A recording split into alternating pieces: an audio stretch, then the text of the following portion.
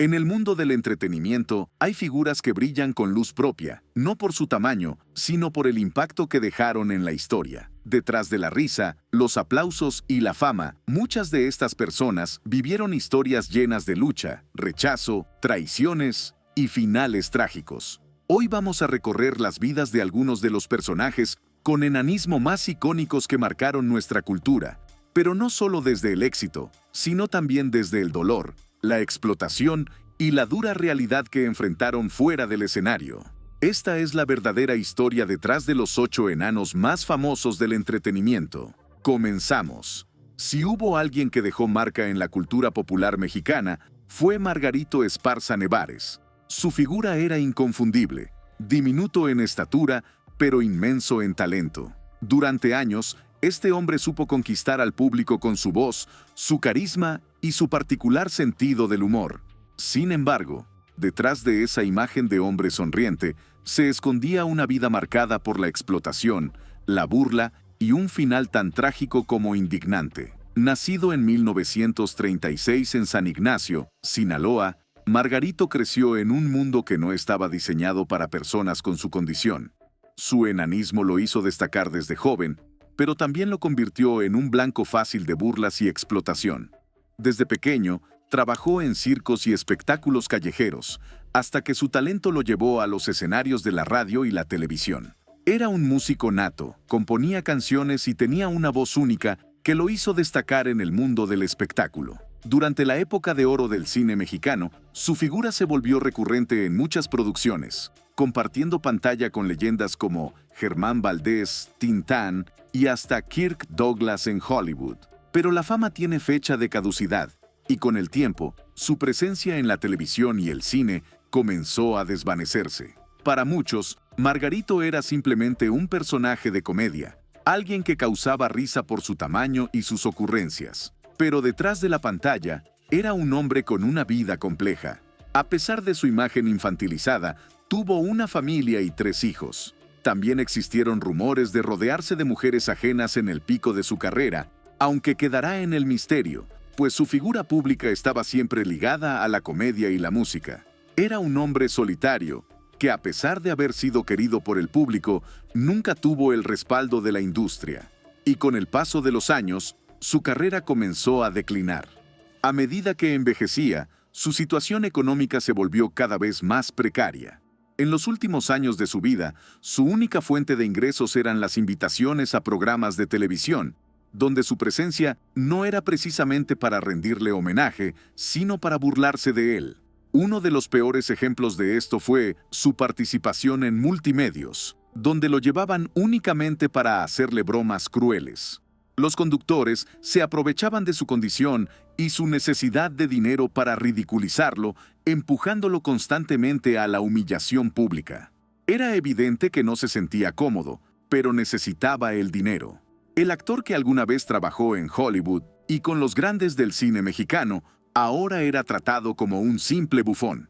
Para el año 2014, la salud de Margarito comenzó a deteriorarse gravemente. Sufría de problemas respiratorios y su cuerpo estaba debilitado, pero no tenía los recursos suficientes para atenderse correctamente. En sus últimos años, su vida se convirtió en una lucha constante por sobrevivir. No tenía ahorros, no tenía estabilidad económica, y la ayuda que recibía era mínima. El 14 de mayo de 2016, Margarito murió a los 80 años en un hospital de Ciudad Victoria, Tamaulipas, víctima de una neumonía.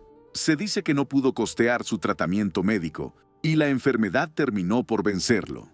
Lo más triste de su historia es que, a pesar de haber sido una figura importante en la televisión y el cine mexicano, murió en el olvido y la pobreza, explotado hasta el último momento por una industria que no supo darle el respeto que merecía. Rafael Muñoz Aldrete, mejor conocido como el Enano Santanón, fue una de esas figuras que, pese a su estatura, dejó una huella gigante en la historia del cine mexicano. Su vida estuvo llena de luces, pero también de sombras, pues la fama y el reconocimiento que alguna vez tuvo se fueron desvaneciendo con el paso del tiempo. Su final no fue el que muchos esperarían para alguien que brindó tantas sonrisas a generaciones enteras. Nació en San Miguel del Alto, Jalisco, en 1929, pero su familia, en busca de mejores oportunidades, se trasladó a Ciudad Juárez cuando él tenía apenas 6 años. No tuvo una infancia fácil. Mientras otros niños jugaban, él trabajaba en la recolección de algodón para ayudar con los gastos de su hogar. Su entrada al mundo del espectáculo fue casi accidental. A los 12 años, comenzó a trabajar en la carpa cultural El Encanto, donde se familiarizó con el arte de la actuación. Pero fue hasta la llegada del reconocido ventrílocuo Paco Miller cuando su vida cambiaría para siempre. Miller buscaba a alguien con enanismo para completar su espectáculo y Rafael encajaba perfectamente. Fue ahí donde nació su personaje y se abrió camino en la industria del entretenimiento. Con el paso de los años, la figura del enano Santanón se hizo cada vez más popular. Su gran oportunidad llegó en el cine con la película Recuerdos de mi Valle en 1944. Pero sin duda, su papel más icónico fue el del zorrillito apestoso en Caperucita Roja.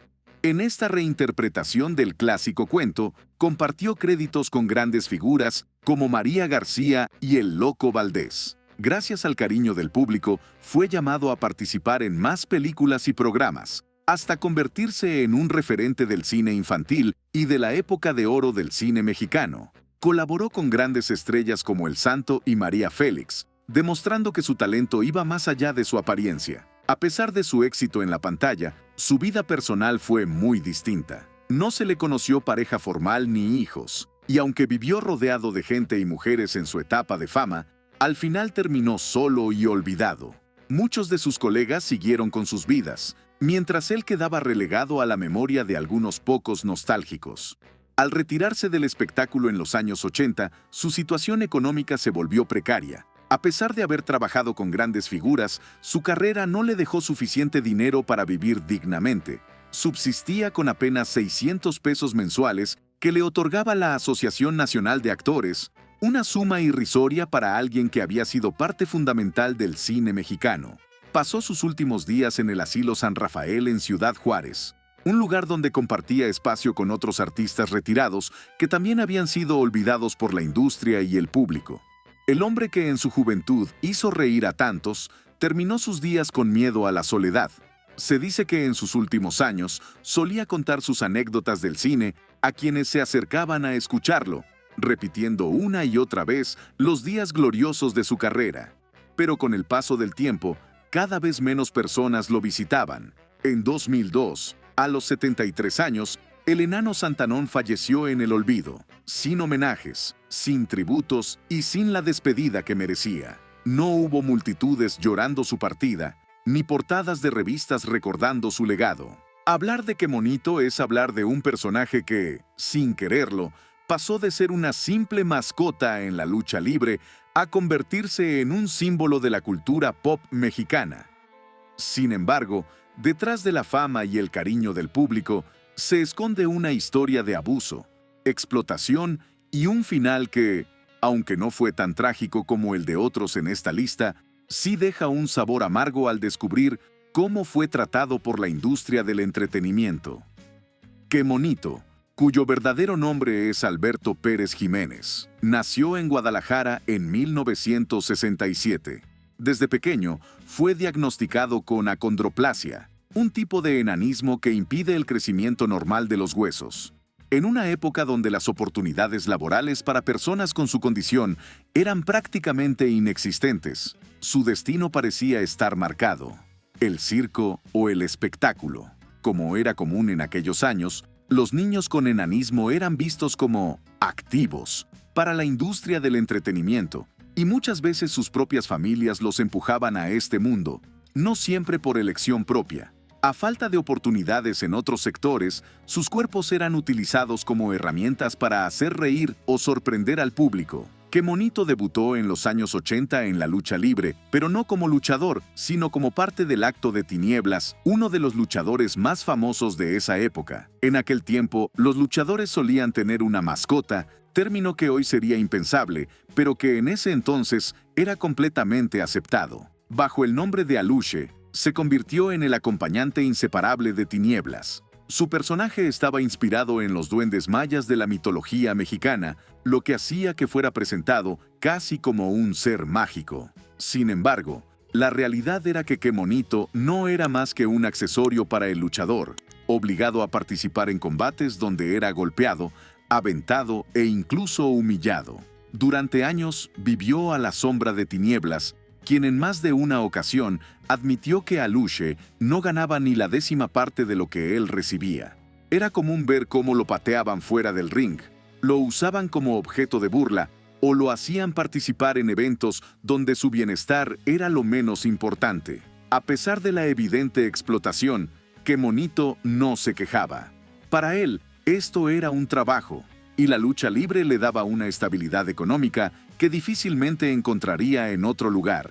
En el año 2002, tras años en el papel de Aluche, se le presentó la oportunidad de reinventarse. La Arena México decidió darle una nueva identidad y lo rebautizó como Qué Monito, con su ahora icónico traje azul y amarillo.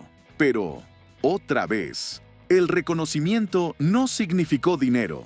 Qué Monito seguía ganando poco en comparación con las estrellas de la lucha libre. La gente lo adoraba, pero la empresa no lo valoraba como debería. Su verdadera explosión llegó con Internet y los memes. En 2019, un video donde lo espatean en el ring se volvió viral y Qué Monito pasó de ser una simple figura de la lucha libre a un fenómeno de redes sociales. De pronto, todos querían tener a Qué Monito en sus eventos, en entrevistas, en comerciales. Pero aquí viene lo más triste. El Internet lo hizo famoso, pero no rico. Mientras que los memes lo convirtieron en una celebridad, Qué Monito nunca recibió regalías por el uso de su imagen. Las camisetas, peluches y figuras de acción con su cara fueron vendidas sin que él viera un solo peso. En entrevistas, él mismo admitió que ganaba lo mismo de siempre, mientras que otros se hacían ricos con su imagen. Su situación se hizo tan evidente que en 2021, luchadores como Atlantis y El Místico denunciaron que la empresa de lucha libre no le pagaba lo suficiente y que Qué Monito vivía en condiciones muy limitadas. A pesar de toda la fama, Qué Monito terminó su carrera igual que como empezó, sin dinero y sin reconocimiento real. En el 2023, tras más de 40 años en la lucha libre, anunció su retiro debido a los problemas de salud que lo aquejaban. Me duele todo el cuerpo, tengo la cadera mal y la espalda me está matando, confesó en una entrevista. Su retiro fue silencioso, sin homenajes, sin agradecimientos por parte de la empresa que lo usó durante décadas. La última noticia que se tuvo de él fue que, para sobrevivir, vendía saludos personalizados en redes sociales. Un hombre que fue ícono de la lucha libre y símbolo de la cultura pop mexicana, terminó olvidado y sin apoyo, sobreviviendo de los pocos fans que aún lo recordaban. José René Ruiz Martínez, mejor conocido como Tuntún, fue una de las figuras más queridas y reconocibles del cine mexicano. Su carisma, talento y sentido del humor lo llevaron a convertirse en el pequeño gran actor de México. Pero detrás de la risa y el éxito, su vida estuvo marcada por el rechazo, la traición y una muerte en la soledad. Desde el momento de su nacimiento el 22 de noviembre de 1932 en Tampico, Tamaulipas, la vida de José René estuvo cuesta arriba. Su diagnóstico de enanismo no solo lo convirtió en un caso especial dentro de su familia, sino que fue motivo de vergüenza para su padre.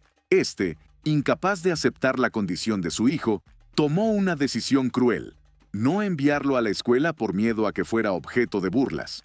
Básicamente, lo ocultó del mundo. Sin embargo, su madre fue todo lo contrario. Lo apoyó, lo motivó y lo educó en casa, convirtiéndose en su único refugio emocional. Pero la necesidad de salir al mundo real era inevitable, y a medida que crecía, José René se dio cuenta de que su camino no podía limitarse a las paredes de su hogar.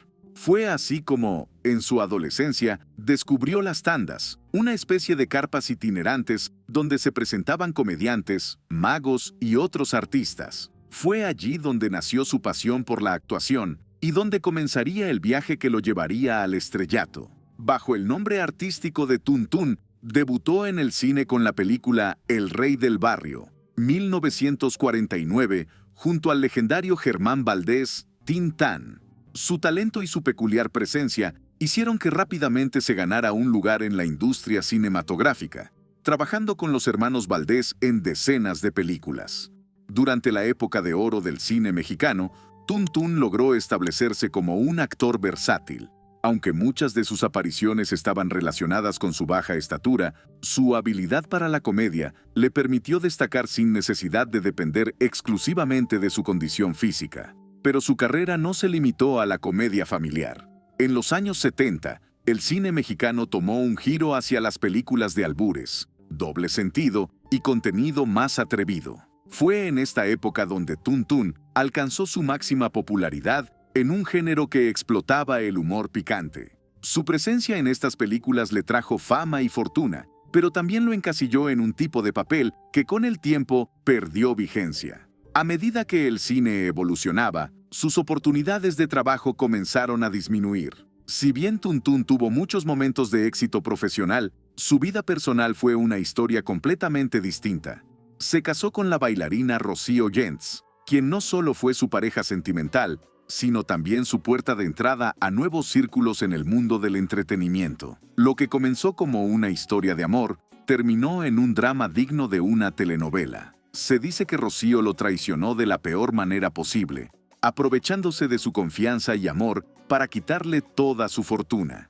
Después de años de trabajo en el cine, el dinero que había acumulado desapareció en manos de su esposa, dejándolo prácticamente en la ruina. Pero eso no fue lo peor. Según diversas fuentes, Rocío lo manipuló para distanciarlo de sus propios hijos, dejándolo completamente solo en sus últimos años. Sin apoyo familiar y con serios problemas de salud, Tuntún cayó en una depresión profunda de la que nunca pudo recuperarse. Sin dinero, sin familia y con la salud deteriorada, Tuntún terminó sus días en la casa del actor en la Ciudad de México, un hogar para artistas retirados que se encuentran en situaciones difíciles. El 16 de octubre de 1993, a los 60 años, su cuerpo no pudo más. Sufrió un infarto fulminante y falleció en completa soledad. Su muerte fue el triste final de una vida llena de altibajos, marcada por el éxito en la pantalla y el dolor fuera de ella. Benito Juárez, una figura emblemática de la historia mexicana, no solo enfrentó desafíos políticos y sociales, sino que también vivió una vida personal marcada por momentos de amor, pérdida y controversia. Su estatura, de aproximadamente 1.37 metros, lo convirtió en el presidente más bajo en la historia de México.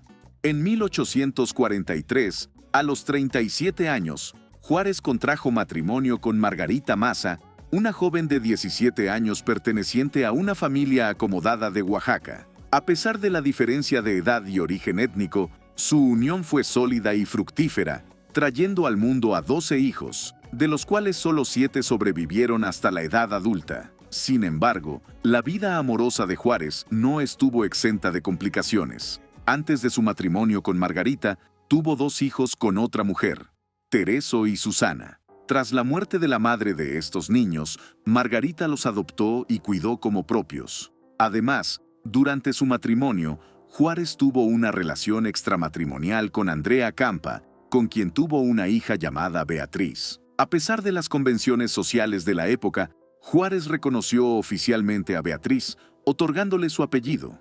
Estas relaciones extramaritales podrían haber generado tensiones en su matrimonio con Margarita, quien, a pesar de todo, permaneció a su lado hasta su fallecimiento en 1871.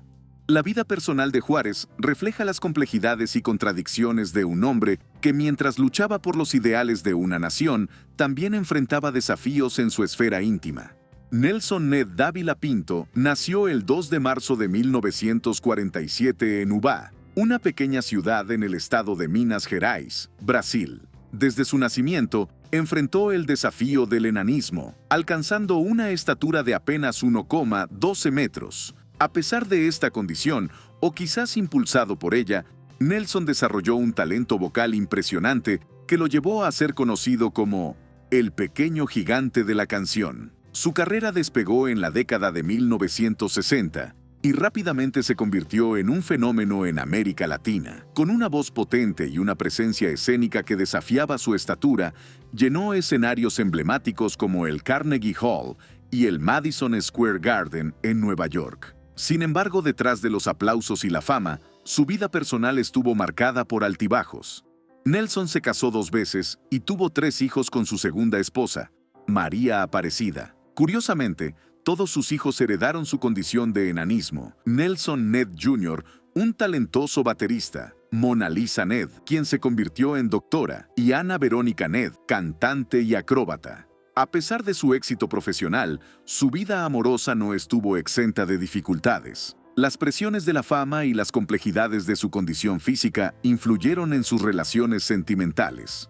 En 1993, Nelson experimentó una transformación espiritual y se dedicó a la música cristiana, alejándose de los escenarios convencionales. Sin embargo, su salud comenzó a deteriorarse con el tiempo.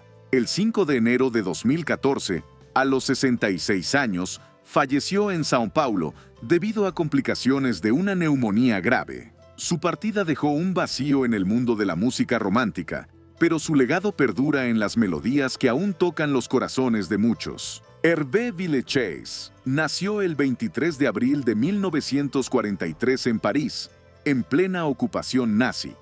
Desde temprana edad, fue diagnosticado con un trastorno endocrino que afectó su crecimiento, alcanzando una estatura de 1,19 metros. A pesar de los desafíos, Hervé mostró un gran talento artístico, estudiando en la prestigiosa École des Beaux-Arts y logrando exhibir sus pinturas en el Museo de París a los 16 años.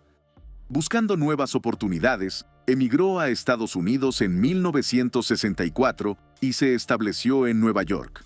Su carrera actoral despegó con su participación en la película de James Bond, El hombre de la pistola de oro, 1974, donde interpretó al personaje de Nick Nack. Sin embargo, fue su papel como Tattoo en la serie de televisión La Isla de la Fantasía, 1977 a 1984, el que lo convirtió en una estrella reconocida a nivel mundial. A pesar de su éxito profesional, su vida personal estuvo llena de desafíos. Se casó 2 veces, primero con la artista Anne Sadowski en 1970, matrimonio que terminó en 1979, y luego con la actriz Camille Hagen en 1980, relación que duró poco más de 1 año. También mantuvo una relación con la actriz Susan Tyrrell durante 2 años. A lo largo de su vida, enfrentó dificultades debido a su condición y problemas de salud persistentes, lo que influyó en su bienestar emocional. El 4 de septiembre de 1993, Hervé Villechaize falleció en su hogar en North Hollywood, a los 50 años. Su legado en el cine y la televisión sigue siendo recordado, y su historia inspira a muchas personas que enfrentan desafíos con valentía y determinación. José Eduardo Rodríguez, conocido como Medio Metro, es un joven originario de León, Guanajuato, que alcanzó la fama en redes sociales gracias a sus peculiares pasos de baile y su caracterización como el Chavo del Ocho. Sin embargo, detrás de su éxito se esconde una historia llena de altibajos, polémicas y desafíos personales.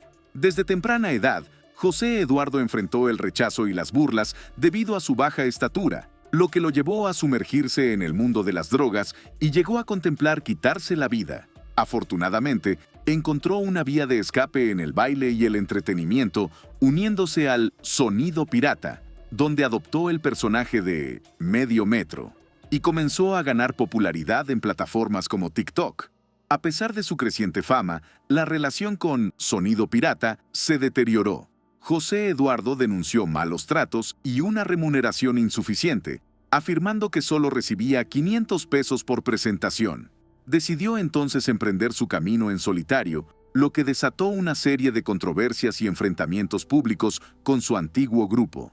En su nueva etapa, Medio Metro no ha estado exento de polémicas. Su manager actual ha sido señalado por actitudes humillantes hacia él, llegando a referirse a José Eduardo como su esclavo y dueño durante presentaciones en vivo. Estas situaciones han generado preocupación entre sus seguidores, quienes temen que esté siendo explotado y maltratado. En el ámbito personal, José Eduardo anunció en enero de 2024 que se convertiría en padre por primera vez junto a su pareja, Guadalupe. Expresó su alegría y mencionó que llevaba tiempo deseando formar una familia. Ahora te pregunto, ¿cuál de estas historias te impactó más? ¿Conoces a otro personaje que debería estar en esta lista? Déjalo en los comentarios, me encantará leerte. Si te gustó este video, no olvides darle like, suscribirte y activar la campanita para que no te pierdas más historias como esta. Nos vemos en el próximo video. ¡Hasta la próxima!